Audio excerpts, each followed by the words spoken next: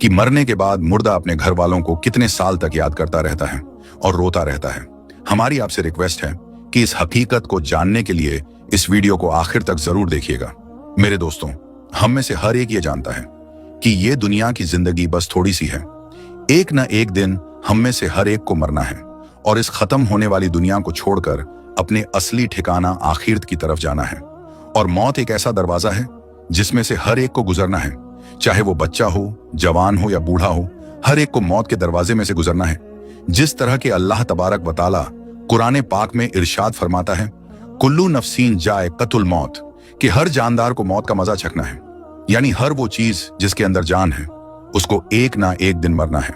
मेरे दोस्तों, दुनिया और आखिरत के बाद एक और दुनिया है जिसको हम आलम बरज़ख कहते हैं।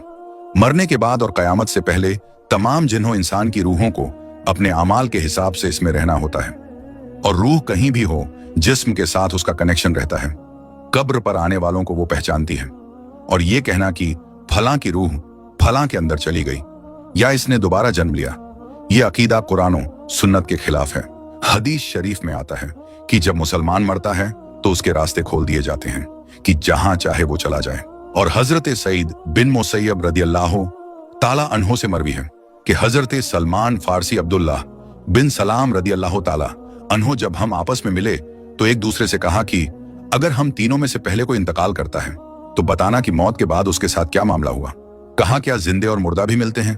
तो फरमाया, हाँ, मुसलमान की रूह जन्नत में होती है और वो अपनी मर्जी से जहां चाहें जा सकती हैं। मेरे दोस्तों, अब सवाल ये है कि क्या मरने के बाद मुर्दे अपने घर वालों को याद करते हैं? जब किसी इंसान का इंतकाल होता है तो मरने वाले शख्स को यह मालूम होता है कि हम इस दुनिया से इंतकाल होकर आलम बरज़ख में आ गए हैं और उसको ये सारी चीजें याद होती हैं कि हमारा घर है, मकान है, रिश्तेदार हैं और हमारे बहन भाई भी हैं और हमारी एक फैमिली है।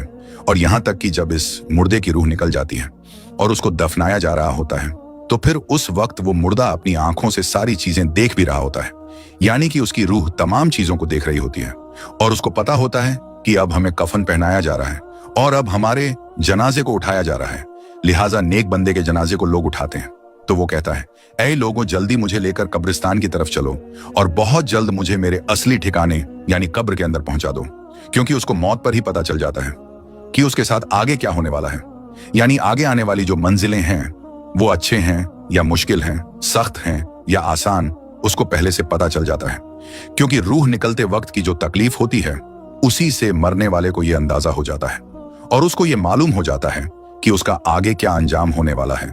इसी वजह से जो मोमिन बंदा होता है वो कहता है, मुझे जल्दी लेकर चलो और मुझे कब्र के अंदर उतार दो और मेरे असली ठिकाने तक मुझे पहुंचा दो। क्योंकि हुजूर नबी करीम सल्लल्लाहु ताला अलैहि वसल्लम ने इरशाद फरमाया, दुनिया मोमिन के लिए कैद खाना है और काफिर के लिए जन्नत है।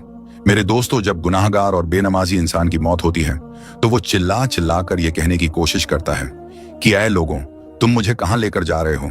ऐ मेरे बच्चों, यानी कि वो अपनी फैमिली से कहता है कि मैंने अपने बच्चों के लिए बहुत ज्यादा कमाया, इनके लिए घर और मकान बनाया और अब तुम हमें हमारे घर से निकालकर अंधेरी कोठरी यानी कब्र के अंदर क्यों डालने जा रहे हो? उसे बहुत घबराहट होती है तो वो कहने की कोशिश करता है कि ऐ लोगों, मुझे मत लेकर जाओ। बहरहाल मेरे दोस्तों, उसको जब कब्र के अंदर रख दिया जाता है तो उसको ये पता होता है कि अब हम कब्र के अंदर हैं और हमारी फैमिली और हमारे रिश्तेदार उस पिछली दुनिया में हैं जहां पर वो पहले रहता था। इसी वजह से रिवायत में आता है कि जब कोई इंसान अपने किसी मुर्दे की कब्र पर जाता है तो वो मुर्दा उस कब्र पर आने वाले को पहचानता भी है कि ये हमारा फलाना शख्स है। अगर बाप कब्र के अंदर है तो वो पहचान लेता है कि हमारी कब्र पर आया है, ये हमारा बेटा है, हमारा भाई है, हमारा रिश्तेदार है।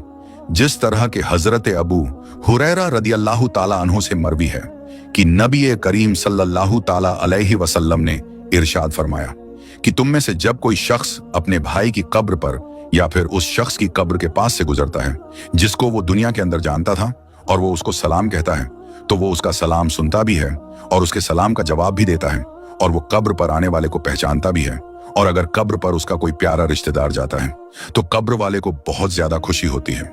लेकिन अगर मुर्दा गुनहगार होता है और अपने गुनाहों की वजह से सजाएं भुगत रहा होता है तो वो कब्र वालों को पहचान कर भी उसकी तरफ कोई ध्यान नहीं देता, क्योंकि कब्र के अंदर उसकी जिंदगी बहुत कठिन हो जाती है और वो अजाब से परेशान हो रहा होता है। इसी वजह से उसका कब्र पर आने वालों की तरफ ध्यान नहीं होता। और जब हम किसी कब्रिस्तान पर जाते हैं और ये कहते हैं अस्सलामु अलैकुम या अहलल कबूर, तो वो कब्र वाले हमारे सलाम को सुनते भी हैं और हमारे सलाम का जवाब भी देते हैं। और बुखारी शरीफ की हदीस में है कि जब कोई शख्स अपने किसी मरहूम के लिए ईसाले सवाब करता है और जब उस ईसाले सवाब को तोहफा बनाकर उस मुर्दे को पेश किया जाता है तो वो बड़ा खुश होता है और उस वक्त उसको ऐसी खुशी मिलती है कि उससे पहले उसको ऐसी खुशी कभी भी नहीं मिली होती। बहरहाल मेरे दोस्तों, जो गुनहगार बंदा होता है उसे ये दुनिया बहुत याद आती है। वो ये कहता है कि हम बहुत ऐश की जिंदगी में थे, क्योंकि ये दुनिया की जिंदगी उसके लिए जन्नत थी। उसको कब्र के अंदर अजाब हो रहा होता है। इसी वजह से वो अपनी दुनिया की जिंदगी को याद करता है, क्योंकि दुनिया की जिंदगी के अंदर उसको सुख था और दुनिया की जिंदगी के अंदर वो इस तरह के अजाब में गिरफ्तार नहीं था। इसी वजह से गुनाहगार शख्स दुनिया की जिंदगी को याद करता रहता है और अपने घर वालों को याद करता रहता है। इसी वजह से इस्लाम में मरने वालों के लिए ईसाले सवाब करने को कहा गया है, क्योंकि ईसाले सवाब करने से जो गुनहगार होते हैं उनके गुनाहों की बख्शीश होती है और जो नेकोकार होते हैं उनके दर्जे बुलंद होते हैं। लिहाजा हमें हर हाल में अपने मरने वालों को याद रखना चाहिए और उनके लिए इसाले सवाब करते रहना चाहिए। और हमें चाहिए कि जब हम तौबा व इस्तगफार करें तो हम सिर्फ अपने लिए ही ना करें, बल्कि अपने तमाम रिश्तेदारों और मोमिनों के लिए भी करें। और मेरे दोस्तों, जो नेक बंदा होता है वो दुनिया की जिंदगी को याद नहीं करता, क्योंकि दुनिया की जिंदगी उसके लिए कैद खाना थी और उसके लिए कब्र की जिंदगी यानी कि आलमे बरज़ख की जिंदगी जन्नत होती है, क्योंकि उसके लिए कब्र में जन्नत का बिछौना बिछा दिया जाता है और उसको जन्नती कपड़े पहना दिए जाते हैं और उसकी कब्र को जन्नत के बागों में से एक बाग बना दिया जाता है और उसके कब्र में जन्नत की खिड़की खोल दी जाती है, जिससे जन्नत की खुशबुएं कब्र के अंदर उसको महसूस होती हैं। और नेक बंदा बड़ी ही राहतों और सुकून में होता है। इसी वजह से उसको दुनिया की और अपने घर वालों की किसी किस्म की कोई टेंशन और फिक्र और परेशानी नहीं होती, क्योंकि अब वो अपनी उस जिंदगी में होता है जिसके अंदर उसको राहत और सुकून होता है और जिसके अंदर उसको हमेशा हमेशा रहना है। और वो उसी में खुश होता है, क्योंकि वहां पर उसको किसी किस्म की कोई दुख, परेशानी और तकलीफ नहीं होती, बल्कि उसके लिए राहतें ही राहतें होती हैं। और जो गुनहगार बंदा होता है उसको ये दुनिया बहुत याद आती है और वो कब्र के अजाबों से बहुत परेशान होता है। बहरहाल मेरे दोस्तों, जो असल चीज है वो अमल है। जिस तरह के अल्लामा इकबाल कहते हैं कि अमल से बनती है जिंदगी, जन्नत भी और जहन्नम भी। ये खाकी अपनी फितरत में न नूरी है न नारी, अमल पर ये सारी चीजें हैं। अगर इंसान के अमाल अच्छे हैं तो मौत से अच्छा कोई मैसेज नहीं, और अगर इंसान के अमाल खराब हैं तो मौत से बुरा उसके लिए कोई मैसेज नहीं। इसी वजह से अल्लाह तबारक व तआला कुरान पाक में यूं इरशाद फरमाता है, तर्जुमा तुम अपने रब से गिड़गिड़ाकर और आहिस्ता दोनों तरीकों से दुआ किया करो, बेशक वो हद से बढ़ने वालों को पसंद नहीं करता। और नमाज जनाजा के हवाले से हुजूर नबी करीम सल्लल्लाहु ताला अलैहि वसल्लम का इरशाद है, जो किसी मैयत की नमाज जनाजा 40 मोमिन पढ़े हैं तो अल्लाह तबारक व तआला उस मैयत के लिए उनकी दुआओं को जरूर कबूल फरमाता है।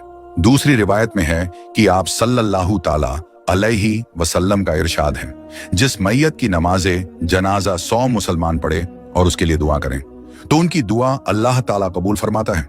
और इमाम इब्ने कय्यिम रहमतुल्लाह अलैह इरशाद फरमाते हैं कि नमाज जनाजा का मकसद मैयत के लिए दुआ करना है, लिहाजा कब्र के पास खड़े होकर मैयत के लिए मगफिरत की दुआ करनी चाहिए।